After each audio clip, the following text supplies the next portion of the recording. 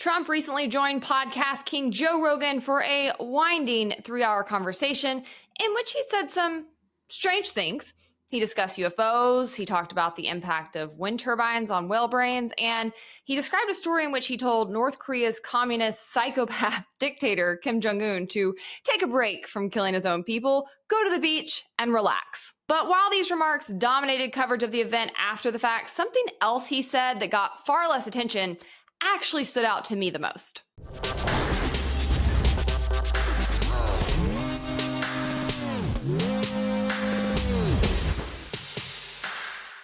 First, I'm Hannah Cox with Base Politics. Welcome to my channel where I bring you my politically homeless takes on politics and culture.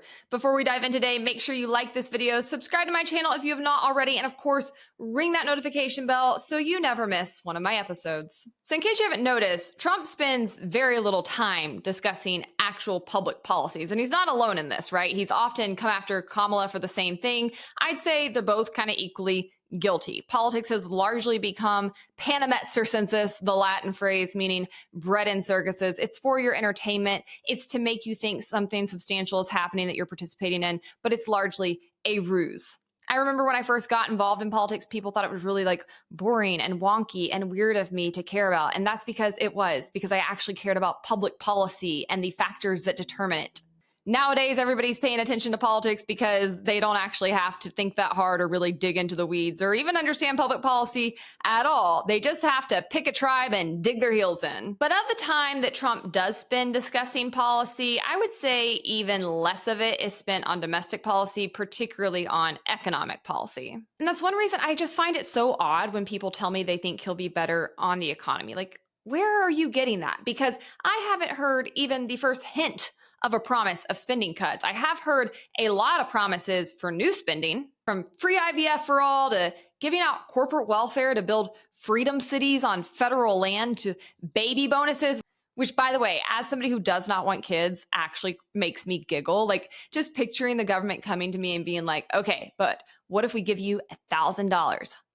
Then do we have a deal? No, you still don't have a deal. I'm still not having a baby, and this is weird. He also wants to increase funds for border security. He wants to give law enforcement a lot more money. What could go wrong there? The list just keeps going on and on and on. Here's yet another example I just heard the past couple of days. I'm announcing a new policy today that I will support a tax credit for family caregivers who take care of a parent or a loved one. It's about time that they were recognized, right? They add so much to our country and are never spoken of, ever, but they're going to be spoken of now. Thank you all very much. I'm getting really tired of having to pay for other people's choices and children. Get mad at that all you want, but you know what? I'm a doer. I'm a worker. I don't take hardly anything from the system and probably never will. And those like me who do their jobs and save and invest and plan and take care of themselves and their families are decreasing in numbers. You've got a growing number of takers on the other hand, and I will say it till I'm blue in the face, Atlas is going to eventually shrug. People like me are going to get fed up and sick of people leeching off of us. And it used to just be the Democrats that were pushing all of this kind of crap, and Republicans would rightfully push back on them and say the very things I'm saying right now. But now the GOP is incentivizing that mindset and behavior and actively working to court these people. I've even seen mailers here in Georgia saying we won't touch Social Security or Medicare. Newsflash, I've done deep dives into this. If you don't, they will go bankrupt. It is inexcusable that an entire generation of people, the boomers, have largely failed to save for their own retirement, and the chickens are going to have to come home to roost, and I shouldn't have to pick up the bill because I'm actually saving for my retirement. I could go on and on and on this subject because I find it infuriating. I want that old, pull yourself up by your bootstraps, do your duty as an adult human being, take care of yourself and those around you. And if you don't, we don't have that much sympathy for you to come back. I want an adult to come back in the room in our political system. And I know a lot of people say that Trump talks about cutting taxes and deregulation, and that's great. I support those things. But cutting taxes is only really good in the long term if it is offset by also cutting spending, which again, by no means happened the first term, and I've heard no promises of it lately. Both camps are just out here with dollar billios they got out of your pocket, throwing them out like they're at a strip club. If you were to take the current proposals for tax cuts that he has raised, coupled with the lack of spending cuts, you would be looking at a situation where the federal revenues were severely reduced, adding possibly trillions to the national debt over the next decade. The national debt is like Mayday, Mayday, Mayday. And ever since Ron Paul has kind of disappeared from public life, like nobody's talking about it. I saw this sad little bench in Washington, D.C. last time I was there, like calculating the debt. And it was in this like worn down area. Nobody was ever just walking past it. Nobody cares. Like, again, the adults are out to lunch, but you cannot do this. If you want to actually be able to afford things, if you want our country to be able to continue to be dominant, the national debt has to be addressed. It cannot be added to. Not only that, but analysts have projected that his tax and spending plans would lead to increased annual deficits and a higher debt to GDP ratio. I pointed some of this out on Twitter recently, which of course made people mad because these days, if you tell the truth, it really pisses people off. But in response to this tweet, which says Trump is considering no taxes for veterans, I said tax cuts without spending cuts spell disaster and only place a greater burden on hardworking people, not in some favored political class. I'm sick of this crap. And in response to me, someone said the fiscal hawk has been hunted to extinction, which was both hilarious and poignant and depressing. So yeah, even before the Joe Rogan interview, I already thought that his plans were going to put us massively into debt, which, by the way, he's already largely responsible for the debt and inflation you're currently living with. And because I know people will immediately think that I am like making this up, here is a basic chart that you could use your own two fingers to pull up, but I know a lot of people won't. So I'll do it for you, even though you're not paying me to be your secretary. And as you can see here, in 4 years, Trump added almost as much to the national debt as Barack Obama did in 8 years. That means he was spending more than Obama was. And because I already know I can predict where the comments are going to go because I've seen this happen on Twitter, no, it's not because he got forced to do so. It's not because COVID just happened. He forced the stimulus spending through. And not only did he force it through, he tried to primary and kick out of office the one Republican who had the spine to stand up to this madness and say this is a bad idea. This spells disaster. This is economically illiterate. I won't do it, which, by the way, was Republican Congressman Thomas Massie. Yeah, Trump went after his head for that. His contributions to COVID and the stimulus spending were his choices, and they were tremendous failures. Tremendous failures at one of the most pivotal moments in our country's history, I might add. And on the Joe Rogan interview, he kept right on with this reckless economic trajectory. Listen. Did you just float out the idea of getting rid of income taxes and replacing it with tariffs? Well, okay. Were you serious about that? Yeah, sure. But why not? Because our country was the richest relatively in the 1880s and 1890s. A president who was assassinated named McKinley. He was the tariff king. He spoke beautifully of tariffs. His language was really beautiful. We will not allow the enemy to come in and take our jobs and take our factories and take our workers and take our families unless they pay a big price. And the big price is tariffs. And he'd speak like that, but he was right. And then around in the early 1900s, they switched over stupidly to, frankly, an income tax. And you know why? Because countries were putting a lot of pressure on America. We don't want to pay tariffs. Please don't. Believe me, they control our politicians. If you look at the kind of numbers that these guys make then and now, but we had a commission meeting in the I think it was 1887. Think of this problem. We were so rich. We had so much money. We didn't know what to do. So they set up a blue ribbon commission on tariffs. And the sole purpose is what to do with all the money we had. We were so rich because we were taxing other people for coming in and taking our jobs. Getting rid of income taxes would be great. As Milton Friedman said, what you tax, you get less of. Taxes create disincentives for the activities they target.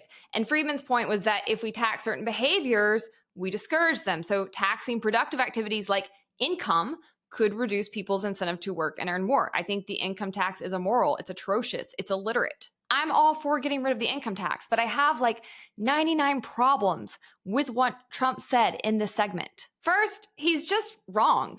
Compared to today, the wealthy United States during the Gilded Age, which was the 1880s through 1890s, was significant, but much smaller in absolute terms. In fact, today's U.S. economy is vastly larger and more complex vastly larger and more complex, I'll add, due to advancements in technology and productivity and globalization, things that were unimaginable in the 19th century. And in inflation-adjusted terms, America's GDP is now far greater than it was in the 1880s or in the 1890s. He was also wrong about what causes jobs to leave in the first place. The enemy cannot and has not come in and taken your factories or your jobs. No, America did that to itself. American progressive economic policies have largely pushed many companies out of our country and the jobs they provided right along with them. Progressive policies, I will add, that Trump's economic agenda mirrors. This is horseshoe theory repeating over and over and over again. I see very little daylight between your Lena Khans and your Elizabeth Warrens and your J.D. Vances and your Donald Trumps. Tariffs do not stop companies from leaving. They are harmful. They are government-imposed market distortions that disrupt the natural flow of trade and innovation. They're anti-capitalist. And rather than actually creating a self-sustaining domestic economy, tariffs force companies and consumers to actually take on higher costs. They reduce competition and efficiency. And when the government is artificially raising prices on foreign goods, guess what? It burdens both businesses and consumers here, leading to higher prices on everyday goods and stifling economic choice. I don't even think this is like deep economics. This is surface level economics 101. When you impose tariffs, you are allowing the government to come in, you're allowing them to pick winners and losers in the marketplace, which is again, very anti-capitalist. And instead, what you should be doing is creating a competitive, low regulation environment that would allow businesses to thrive here without restrictive trade barriers. That's actually all you need to do to keep companies here and also to incentivize more being created here. It's not rocket science. So I would argue that tariffs are actually more likely to result in companies and jobs leaving. They don't do anything to address the root causes, which is what we're big at here at Base, examining root causes. They do nothing to actually address the root causes of why companies may move operations abroad. And they don't do anything to create that more competitive or low regulation environment that would allow businesses to thrive here. This is why I often say you have to learn how to think and not what to think. It's why I always say it's so important for people on both the left and right to understand the root causes of what actually created a problem so that their solutions will appropriately target it and not create secondary issues. And just to make sure I am like spelling this out, because it's your first time being introduced to these arguments, when tariffs raise the cost of imported goods and materials, that makes production more expensive for the companies here that rely on those inputs. Not everything's going to be made in America. That would be extremely inefficient and expensive even if you tried to make that happen. So for example, if you have like a US-based car manufacturer here that's using steel from abroad and a tariff on imported steel gets put on those materials, that's going to increase their production costs, which will then make the company's products less competitive, both in domestic and international markets. And that means they're going to have less money to pay fewer employees. And they're probably not going to pay them as well as they could if they had more money. So in response, companies are probably going to relocate operations to countries without these asinine trade barriers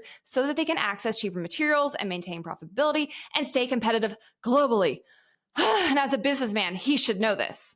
This is why I'm always arguing this man is not a capitalist. I saw this account, Jeremiah Harding, discussing these issues on Twitter. I think he's worth a follow. And he quote tweeted a compilation of Biden tweets promoting tariffs over the years. And it looks like he had actually first tweeted this back in May when he said campaign Biden versus President Biden on China tariffs. And you can see that Biden was initially very critical of Trump's tariffs and then later on started highlighting his own tariffs, saying, I just imposed a series of tariffs on goods made in China. He then brought this tweet back up by quote tweeting it himself and said, when Trump sounds like Biden right now, but it's okay because somehow his tariffs will be the better tariffs. Horseshoe theory. These people are the same. It is a fundamental rule of economics that countries do not pay tariffs. People do. So even if Trump could overturn the income tax, he can't, by the way, but I'll get to that in a minute, the money Americans saved would be quickly usurped through his tariffs, which are ultimately just another form of taxation. I'll refer you to this quote from Ron Paul, which Jeremiah Harding also tweeted, that says, a tariff is a tax and I don't like taxes.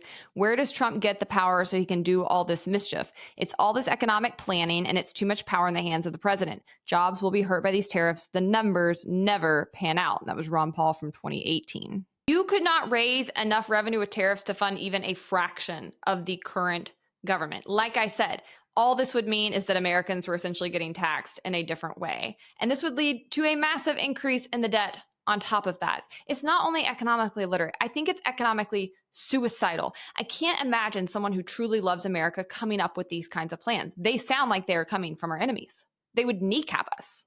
And here's the kicker. He can't even actually do it because Congress has the authority to set tax rates, not the president.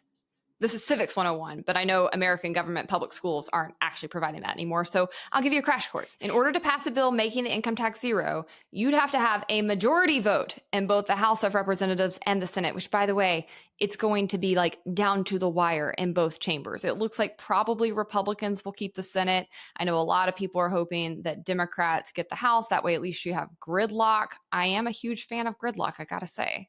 But either way, you're not going to have these like super majorities in either chamber, judging by the current map. But let's just like play fantasy here for a minute. And let's say you did, okay? You've got a super majority and that super majority is somehow inclined to take the income tax down to zero, which I can't even see the Republican Party doing that. If they had control, it kind of makes me laugh at how implausible that is. But let's say it happened. Such a move would drastically reduce the federal revenue. So that would necessitate discussions on how to replace lost revenue through alternative taxation methods or spending cuts. That's right. You have to get Congress to actually cut spending. As a reminder, the federal government relies heavily on income taxes for funding all of their various programs and services, which congressional members really like funding and want to do more of. There is zero political capital for this. I am tired of the economically illiterate takes from the top people who are trying to run our nation. I am tired of the promises of handouts. I am tired of being expected to pick up the tab. And I'm tired of Americans being so politically uneducated